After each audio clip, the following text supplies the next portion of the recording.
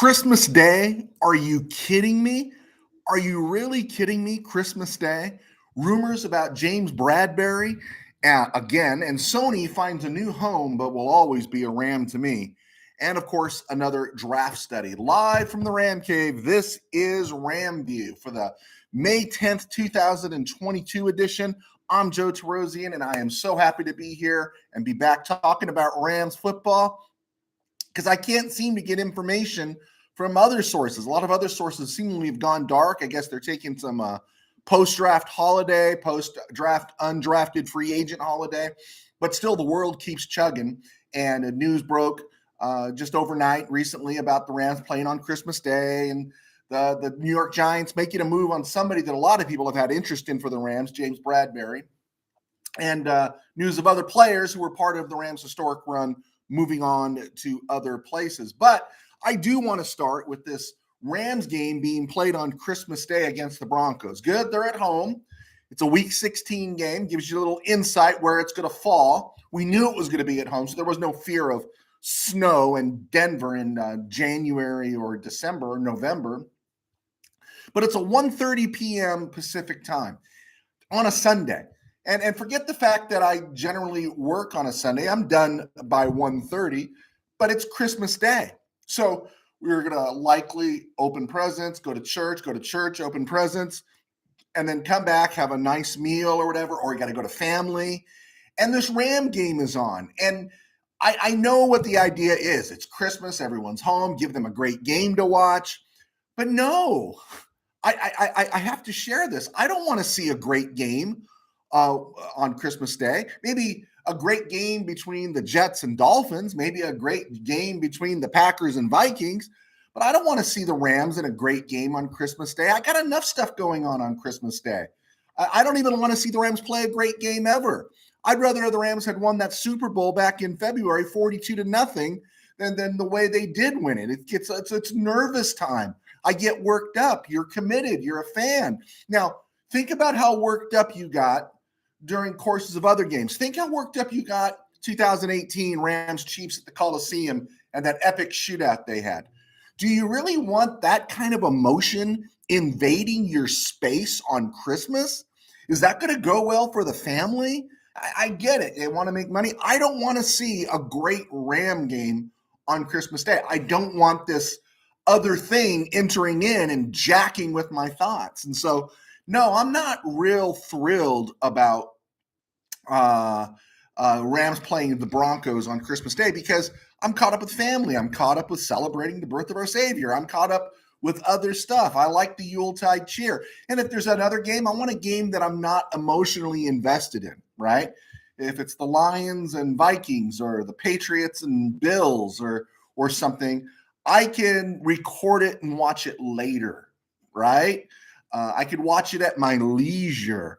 But a Ram game? Do you really think I'm going to watch a Ram game on delay? Do you really think I'm going to watch a Ram game and trust that no one's going to text me and say, oh, dude, you got to see this game. You got to see what's happening. You're not going to believe it. Or someone that hates the Rams and knows they can get to me is going to say, oh, I guess you're happy about that. They're going to say something and mess with the mode. No, you're going to watch it live. So it is now May the 10th. And I've got about 7 months now to start negotiating and crafting where Christmas Day is going to be for me. Are we going to somebody's place? Are we opening presents? When are we doing Christmas dinner? Who's coming over? And then on top of that, you love your family.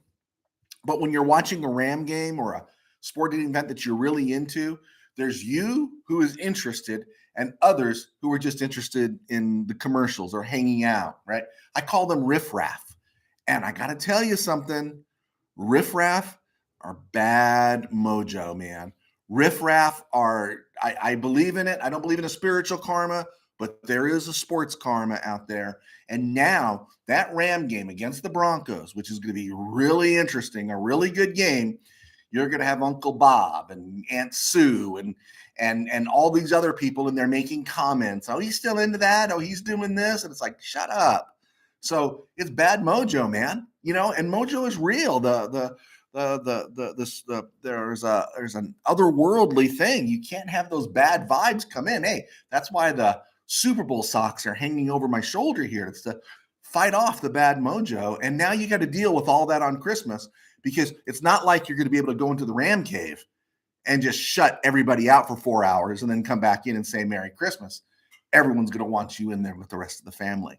But I digress, right? This is the third time the Broncos have played since Christmas Day games caught on in the NFL, which they used to avoid all the time. Since Christmas Day's games caught on in the early 90s, the third time the Broncos have played. This will be the first time the Rams have played on Christmas. So whatever. I don't like it. We're going to have to deal with it. Speaking of the Broncos, I thought it was interesting. The Rams traded Kenny Young to the Broncos last year in midseason. Seemed like a crazy trade, but we understand what they were doing. They're opening up opportunity for OBJ and eventually Von Miller. And if you remember, the Rams started the season with Kenny Young and Troy Reeder as their off-ball linebackers, as their inside backers. Well, Kenny Young just signed with the Raiders. Little Raider info there. He just signed with the Raiders, and so good for him. I think Kenny Young, he was lacking, but man, he gave it all, right? You loved Kenny Young, and there's always part of me that's sad that he didn't get, to taste that championship last year.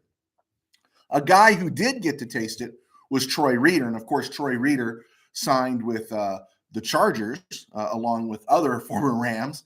And he'll be playing for the Chargers this year, but he did get the ring. But last year we go into the season with Kenny Young and Troy Reeder. This year we go into the season with Bobby Wagner and Ernest Jones. You got to love it. You got to love how this all played out. And it does speak to what a culture of winning will inspire people to do, because we know Bobby Wags could have got more money someplace else. Also, we know what an excellent culture does is it drafts a player in the third round, fourth round, like Ernest Jones, and turns him into a starter, right? Awesome stuff. Rumors again have stirred up about Giants cornerback James Bradberry. I really didn't get into it. A lot of folks have been speculating about James Bradberry because he was a high ticket item. He was a 21 rock, almost a 22 rock salary cap hit against the Giants this year. So everyone knew he was eventually going to get moved or released, but who was going to trade for that? And a lot of experts are saying he fits in really well with what the Rams do, that he would be excellent for the Rams to bring in. But at what price? So no deal was made, and now they're forced to release him because they had to get under the cap because they have to sign all their draft picks in New York. And so the team saves about 10 rocks by releasing him, and now Bradberry's a free agent, can sign with anybody. There's no comp pick formula at play here. He's strictly a free agent, and a lot of people are harping, now's the time for the Rams to sign him.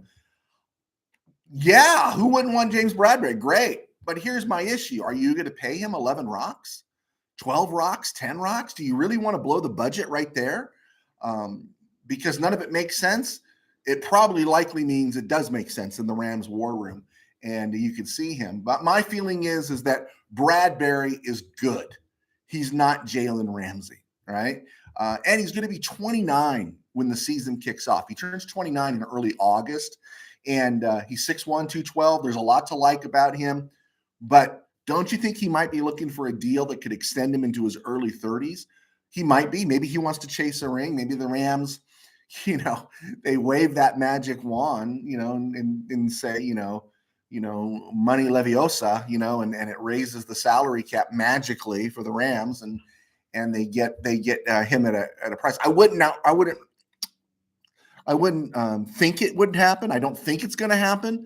But you know what? It is the Rams, and so anything is possible. I don't think we necessarily need him. Would he be a luxury item? Yeah. He signs, David Long's gone. And thankfully, then you don't depend on Troy Hill so much. And I'm not crazy about depending on Troy Hill. I don't want to see Robert Rochelle stunted. And of course, the Rams spent significant capital in the draft, not only at safety, but at corner with Jacoby Durant and Darian Kendrick. And so at some point, those guys are going to want to get on the field. If Bradberry wants to come in on a one-year deal, great. Because you know what? A lot of people have already made their adjustments, and they'll have to readjust things to sign him at the kind of dough he's looking for. So maybe he's a deal down the road. The Giants literally signed him to a 3-year contract in 2020, gave him way too much money, and now they've released him. So he's out there. Speaking of not released, but free agent signings, Sony Michel. There was always that hope that he might drift his way back because he did such a great job for the Rams. Sony Michel signed with the Dolphins, and good for Sony. Good for him. He deserves it. But here's the thing. He comes in, plays 1 year with the Rams, but to me, he'll always be a Ram because he's linked to that Super Bowl victory, right? He was the one that was here when the Rams won. Now, he didn't play in the Super Bowl as much, but we don't get there without him. Leads the team in rushing, what was it, 800 plus yards. Does a great job. Does everything the Rams ask of him.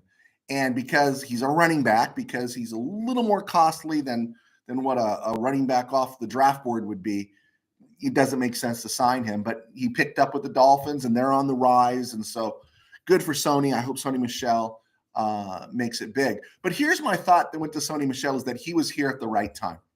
He landed here in 2021, landed here at the right time.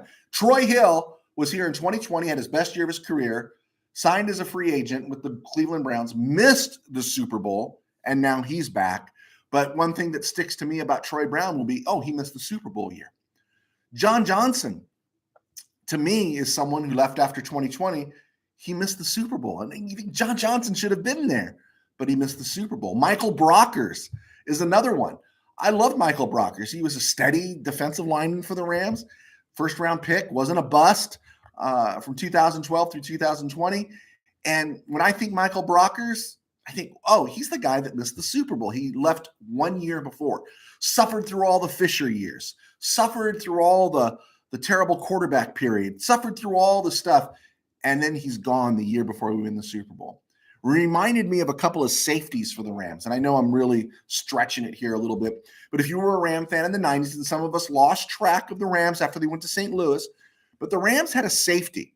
There was two safeties that were with the Rams they started for about 4 or 5 years together. One was Keith Lyle, who was around in 99, and the other one was this guy named Toby Wright. And Toby Wright was with the team for several seasons. He was a starter, but 1998 was his last year. And when I think of Toby Wright, I think of a guy that was a solid starter for the Rams through the 90s on those horrible teams, yet he missed the Super Bowl. Here's another one for an old Ram fan, Bill Simpson. Bill Simpson was, I think, a second-round choice of the Rams out of Michigan State in 74, immediately took over Steve Priest's job. Steve Priest was really a blue-collar guy, but Bill Simpson was a talented free safety who constantly made plays. Pick six in the playoffs, blocked punts. He was a fantastic free safety, had some Pro Bowl years. Well, his knee wasn't very good. And after the 78 season, he had a bad knee issue. He also had some contract issues, and he wasn't around in 79. Later, he played a few years in Buffalo with Chuck Knox and those group of Ram expats that went with Chuck to Buffalo. But Bill Simpson was a guy that was not on the roster in 79. And Elmendorf was there. Elmendorf made it to the Super Bowl, and that was his last game as a Ram. But Bill Simpson didn't. And if you think of it this way, what if Bill Simpson had been at free safety, had been the deep man at the start of the fourth quarter when John Stallworth got behind Rod Perry, and Rod Perry got no help from he who must not be named, but I will, Eddie Brown. When Eddie Brown just basically hung Rod Perry out to dry with no deep coverage and left Perry in single coverage with inside leverage to John Stallworth that turned into the big touchdown and changed the fate of Super Bowl 14. A game where after Pat Thomas knocked Lynn Swann out of the game, where you would not do anything on defense but keep John Stallworth in double coverage, and Eddie Brown blew it. What if Bill Simpson had been there? How different would the world have been? Would our world be if Bill Simpson had been there instead of Eddie Brown? And I think of Bill Simpson. He's a guy that was there all those tough years, right? The years we lost to the Vikings in 74, 76, 77. He was there. We lost to Dallas in 75 and 78 and all those heartbreaks. And finally, the Rams get over the top in 79, and there's no Bill Simpson. Think of Doug Plank staying in the NFL. Doug Plank's number was 46. He played at Ohio State. Had a great career. Him and Gary Fensick out of Yale were the bookend safeties for the Bears for 6, 7, 8, 9 years. And Doug Plank was a hitter. In fact, he wore number 46, and the 46 defense was named after him. But he ran out of gas in 84.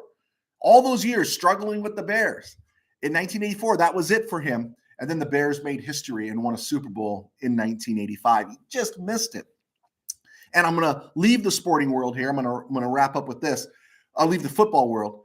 If you're a Dodger fan, there was a guy named Don Sutton. Now, Don Sutton, 300-game winner, Hall of Famer, also a great broadcaster. I actually stood next to him, was with him a little bit in Toronto in the press box there back in 99, had an experience with him. I'll get into that later. Sutton breaks into the majors in 1966.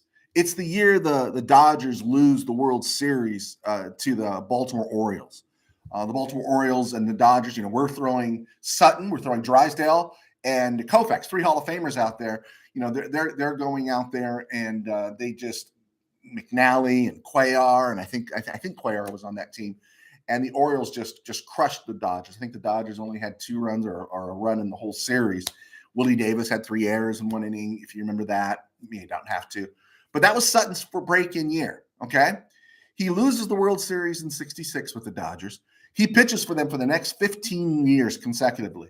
He pitches for them in 74 when they lose to the A's, 77 and 78 when they lose to the Yankees. So he makes it to the World Series 4 times with the Dodgers and never wins a World Series. Because in 65, the Dodgers won it, but he wasn't there. In 66, he was there, but they lost. So he pitches with the Dodgers through the 1980 season. And then he signs in the offseason of 1981, he signs a contract to go to the Houston Astros, right? And then in 1981, what do the Dodgers do in the strike-shortened year? Fernando Mania strikes, and the Dodgers win the World Series. So Sutton, the year before he gets there to Chavez Ravine, Dodgers win a World Series. The year after he leaves Chavez Ravine, the Dodgers win the World Series. And this is something when I think of Sonny Michel will always be a Ram because he was there in 2021. He wasn't a Brockers. He wasn't a John Johnson. He wasn't a Troy Hill. He wasn't that guy that was around and then just missed the championship. So into the story here is Don Sutton makes the circuit of the majors, ends up coming back to the the Dodgers in 1988. Actually comes back for his final season, 23rd season in the Bigs. Pitches a 16th season with the Dodgers. Starts 16 games from April to August. Goes 3-6 and actually has an ERA under 4, which would make him a very highly praised starter nowadays. But the Dodgers released him in August of 1988. And then 2 months later, they go on to win the World Series and defeat the Oakland A's. I don't know how that makes you feel, but think about that. I'm always going to link Don Sutton, his career, has something of a tragedy. Just a bit of a tragedy that he had the horrible timing. Came in a year too late, left a year too soon, came back and couldn't finish the season. And he never, 16 of his 23 major league seasons, Hall of Fame career, he never won a World Series with his club. I thought that was just fascinating. And so I think about that when I think of Bill Simpson, when I think of Toby Wright, when I think of Michael Brockers, when I think of Kenny Young getting traded midseason, when I think of John Johnson. I appreciate that, but no matter how great their careers were with the Rams, not the same as Sony Michel. Michel was there. Michel's the one that made the block in the divisional playoff game against the Buccaneers. So I'm always going to have a certain fondness for Sony Michel. So God bless him and may he have a nice run. Let's get back to it because I keep digressing. I am Joe Tarosian, and this is RamView, and I am a writer, sports writer, a pastor. I pastor a small church in Burbank. I won't hold it up today, but I write books. My books are high school football books. I've written some Christian novels.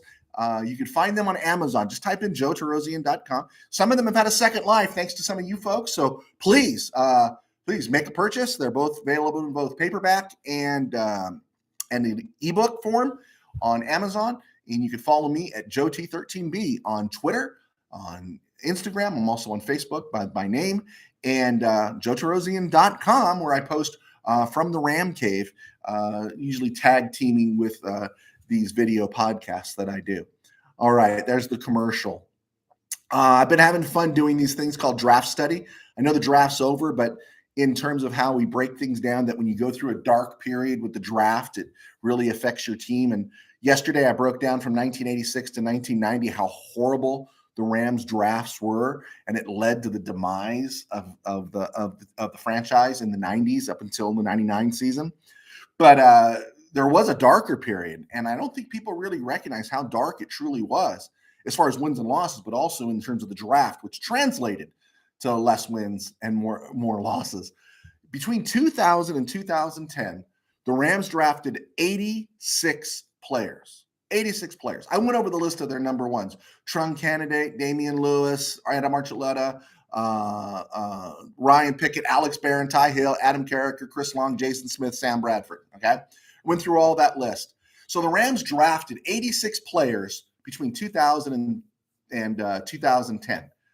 Literally only three of 86 became impactful starters. Now, some of them became starters, and I'll mention some names, but the only real breakout guys that you could really say, hey, that guy became a solid starter for the Rams, had a career with the Rams. Steven Jackson, who, if he played for any other franchise at any other time, and even now to this day, it'll be a long road. That guy should get Hall of Fame consideration. Chris Long, who had a solid career, little shade under what a number 2 overall should be, but based on number 2 overall picks by the Rams, he actually had a great career. And then James Laurinaitis, who was drafted in the second round, had a really solid 7 seasons as a middle linebacker for the Rams.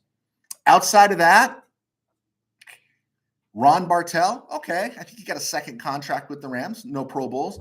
AJ Atogwe, who was a playmaker, I think they gave him a second contract, and then he ended up going to Washington, never made a Pro Bowl. He was a good player.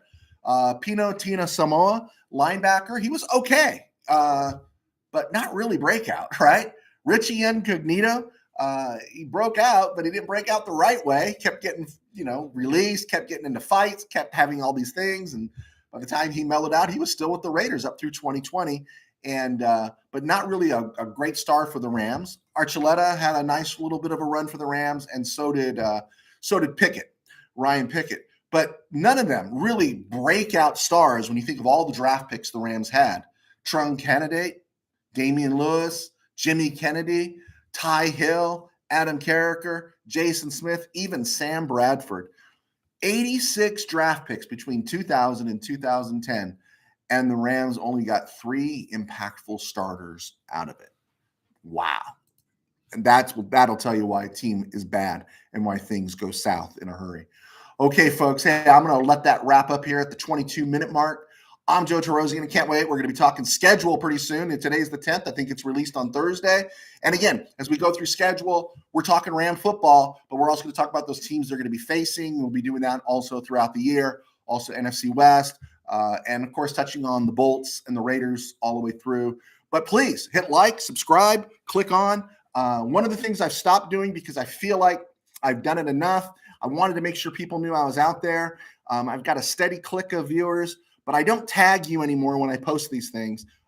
So that's the reason why. It's not like you're not seeing me, or I'm not tagging you, or something, or you're being blocked for me. I'm just not tagging, and so I just want everything to be kind of organic, and I'm having fun. That's the most important thing, right? So please hit like, subscribe, hit share, make comments. Lance Allen, I love interacting with you. Dave Mitchell, I love interacting with you. You guys are great. Thank you so much. And Mr. Keister, thank you for the follow.